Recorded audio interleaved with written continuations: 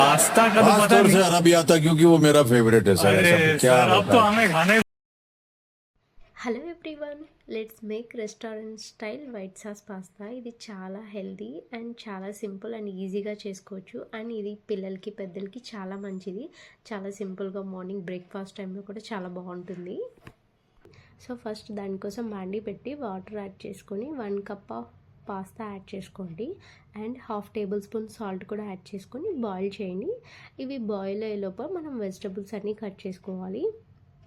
Vegetables cut చేసుకున్నాక so బాండీ పెట్టి బటర్ యాడ్ చేసేసుకొని మనం కట్ చేసుకున్న vegetables onion, mushroom, capsicum, baby corn, sweet corn మీకు అవైలబుల్గా ఉంటే బ్రోకలీ, బేబీకార్న్ ఇలా కూడా యాడ్ చేసుకోండి. వెజిటబుల్స్ అన్నీ యాడ్ చేసుకున్న అంత మంచిది.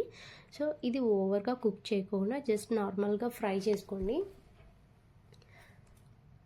ఇవి ఫ్రై అయ్యేలోపు మనం బాయిల్ చేసుకున్న పాస్తా తీసి సైడ్లో పెట్టుకోండి.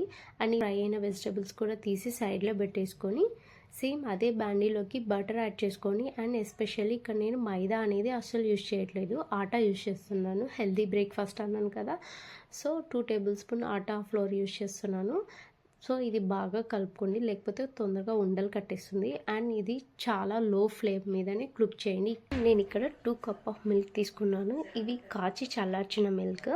సో ఇవన్నీ యాడ్ చేసుకొని బాగా కలుపుకోవాలి, లేకపోతే లమ్స్ ఫామ్ అయిపోయి ముద్దగా అయిపోతుంది.